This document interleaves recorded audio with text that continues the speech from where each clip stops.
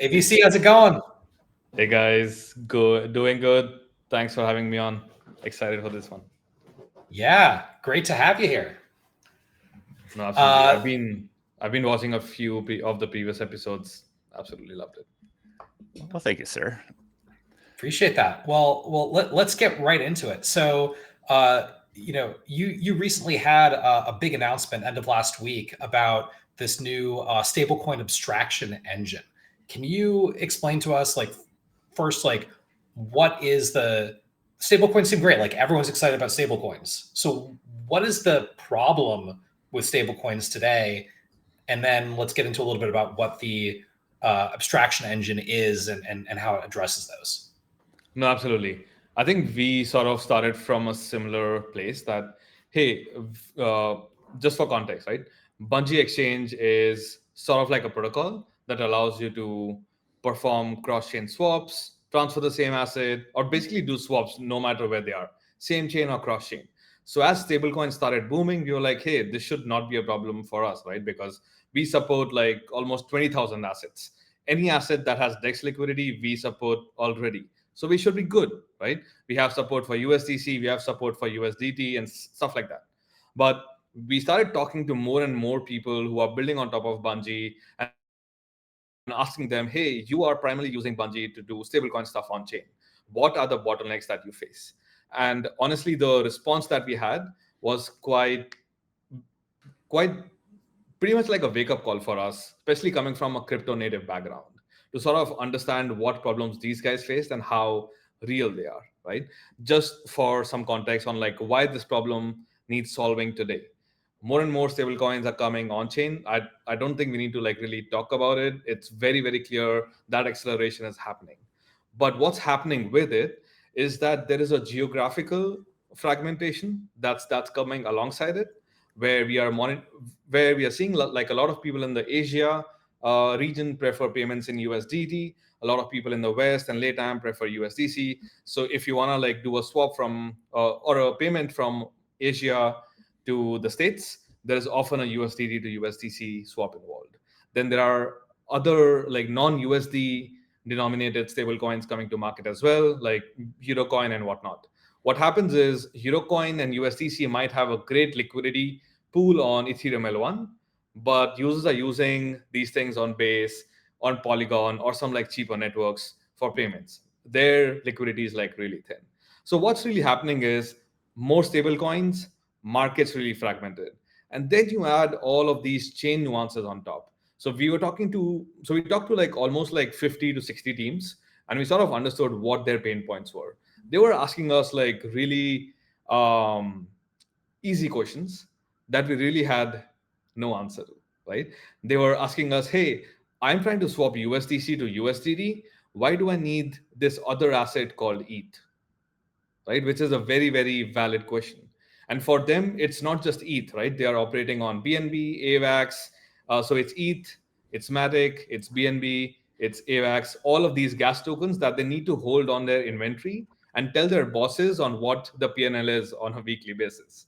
So they So, first need to convince their bosses to like get so, those tokens. Yeah. so what you're basically doing is you're saying we've got this fragmentation across all these different types of stable coins, all these different chains where people want to send and receive, and the liquidity may be mismatched on the chain.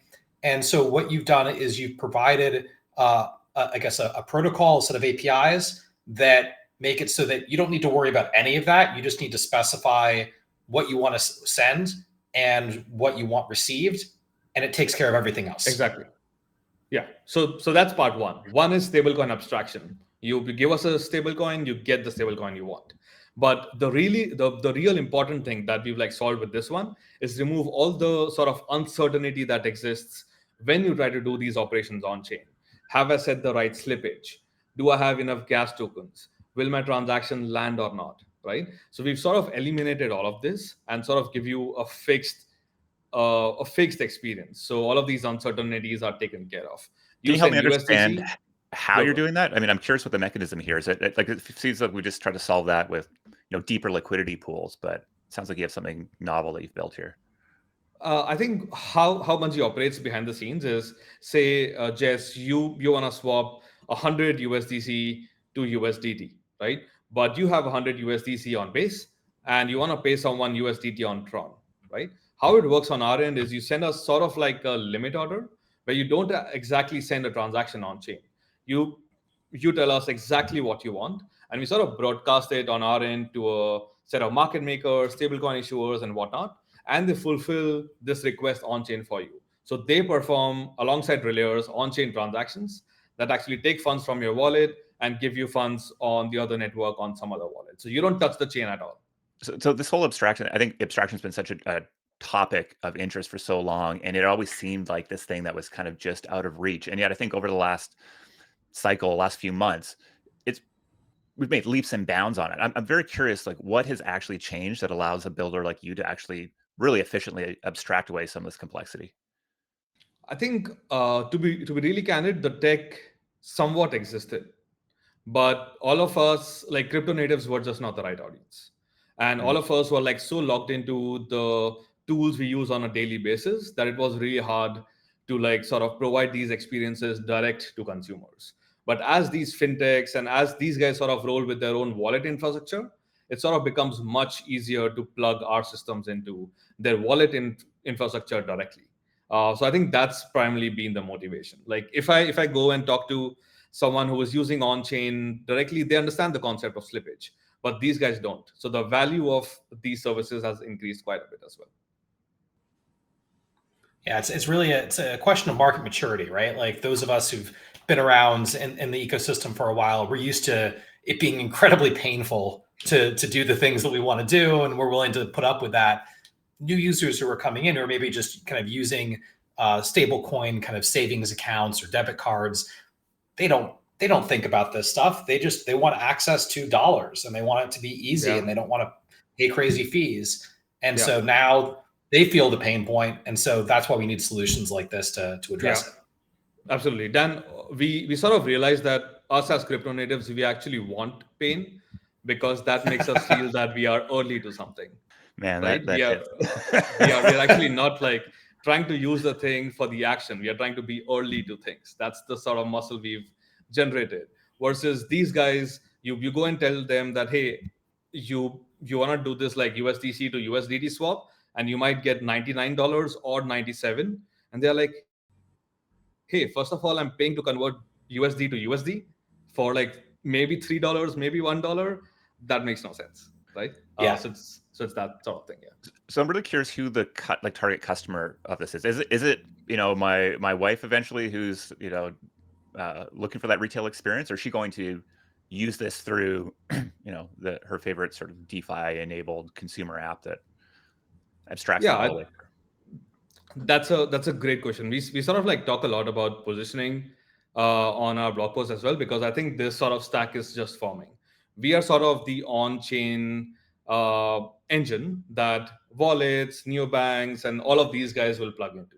So your wife, when she comes on-chain, she'll probably use something that she already likes, and that will, under the hood, be using stablecoins via Bungee, right?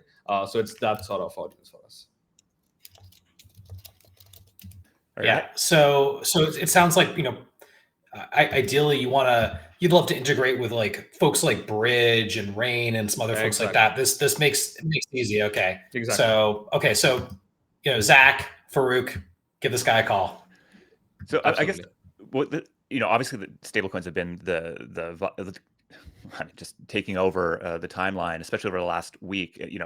Plasma launching, Tempo launching. I'm curious where you sit strategically in that stack. Are you adding new superpowers there, or are these guys competitive in some way? No, I think completely complementary, right? I think chains, stable coins, as they come on chain, we sort of are on a layer on top of them. So whenever you want to swap, transfer these stable coins, you would use Bungee. Bungee would, under the hood, use swapping mechanisms, bridging mechanisms, chains, and whatnot. But you as a user, we will sort of abstract the complexity and sort of deliver you what you want. More chains just sort of strengthen the need for what you're building here. Yeah, more chains, more stable coins. Like this is their best friend because it lowers the barriers for them to be competitive and useful with the existing, more liquid, more widely distributed stablecoins. Exactly. But we've heard this, I guess, term neobanks in various eras, I think, of technology. It's bubbled up again, I think, around Plasma and around stablecoins more generally. I figure you two guys might have the best insight here. Is this a big new thing now? Is this or is it just sort of a narrative that people are using to pump their recently unlocked bags? I'll let Dan go first. I don't think that this is about pumping recently unlocked bags. I mean, I think this is the thing that is, I would say, like, the two things that people seem to get in crypto are like Bitcoin and stablecoins, like digital US dollars. I think, that makes sense, and this is what we're seeing. I think with the Genius bill passing and stuff, right? This has been kind of blessed as saying like, hey, we see this as actually being important infra. So yes, it's hot, but I think it's also it's what is real to people right now and is incredibly useful. But neobanks to me feel like there is, that's not stablecoins. It's sort of eliciting the belief that there is something new, something else that's emerging from it. So are you sort of the belief that these stablecoins and payment royals are going to, like, are they disrupting the Royal Bank of Canada here, so I don't have to use those assholes to send? Not yet. I mean, it's almost like it's classic disruptive innovation. And so we've seen lots of pitches for kind of crypto-based neobanks. Even like back last cycle, we saw a few that were like using, Anchor protocol and stuff like that. It was like, yikes. So I really don't think that neobanks with a pitch of high yield dollar savings is the right pitch. I think you need to find kind of more niche, underserved markets for these crypto-enabled neobanks. And what is powerful here is tapping into the permissionless nature of crypto. And because you're doing things in a non-custodial manner, it makes it much easier from a regulation and kind of licensing perspective to expand out into new markets, into new regions. You don't have to go get a banking license or money transmitter licenses or equivalent in all these things, because you're not actually holding funds and transferring funds on behalf of the end user. So it is kind of like a regulatory arb play, and it allows you to expand and grow much faster. And that's even before thinking about, you can bring in all these different DeFi services for yield and loans and swaps and stuff on the back end. I think we're going to see more of that in the next maybe 2 or 3 years. Yeah, exactly. I think we are just following the dollars, honestly, because in the previous cycles, I've seen like Instagram add NFT support on Polygon, but instantly remove it as soon as the FTX thing happened. But that was because they were not really making money from it. But now with stablecoins, we are seeing everyone sort of make a shit ton of money from it. We operate from Dubai, and here from a food delivery app to a video calling app, all of them have payments now powered by stablecoins. But it is sort of like a 3 to 4% money printer for them, because everyone in Dubai is an immigrant, so they need to send money home. And with stablecoins, they can just add that feature almost instantly and start printing revenue. So honestly, follow the dollars, and we can ignore the hype. I mean, it's so interesting to me that I feel like, we have such a, I mean, I'll speak for myself, but probably many founders and many people listening to the show, a very Western-centric view of the world, or very American-centric view of the world.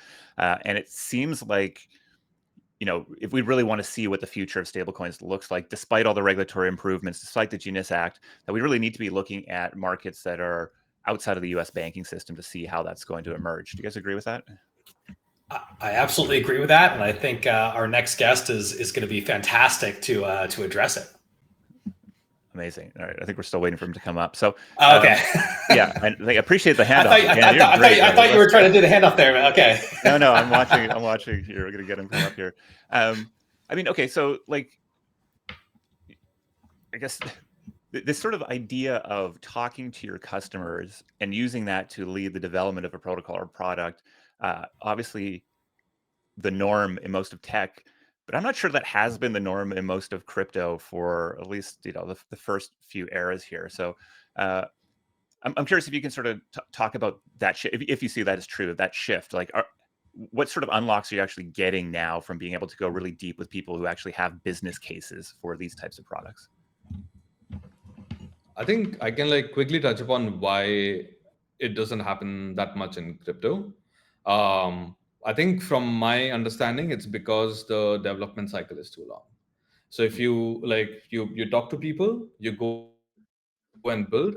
In that time period, new use cases might emerge, new things might emerge. But when you go ahead and try to update your protocol to sort of match their requirements, it again takes like 3-4 months. I think for us, the cool thing is that we are built like a marketplace.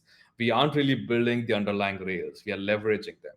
That allows us to move much faster and to just focus on the use cases that need to be delivered to the customer, to the users, and not having to build all the rails, right? So that puts us in a very strategic position that we can move fast and sort of take the feedback and iterate on it much faster than anyone else building a dex, building a chain, or building a bridge can. Yeah, it's so a great point, because I think so many folks that maybe built in the Web 2 era, lean startup era, I guess there's so much infrastructure had been developed that kind of allowed for that rapid development at the application layer, that you could kind of have those fast iteration cycles. And maybe we're just now getting to that era here for crypto. Yeah, I think we're finally reaching the place where infra has been the thing to be building in crypto, and we're finally at a place where the infra is there, the services are there. You can assume, that within a couple seconds and for a penny or less, that you can transfer dollars. And that's a huge thing to be able to assume. We've got on and off ramps that are really there and are less egregiously priced Do we have than those they now? were previously. Do we have those? It feels like that still is like a big barrier. I think it can be a barrier in some cases, but I think for stablecoins specifically, like there tend to be like incredible no or incredibly low fee options Right. there, and so I think that's helped, and that's another reason I think that stablecoins have worked so well, is because there's like inherently that lower fee structure in terms of getting people on and off. All right, Vaibhav, really appreciate you hopping on with us today. A whole new world that I haven't dipped my head into before. I appreciate you leading us through it. Absolutely. Luck. Thanks for Thanks, man. having me on. Bye. Nice.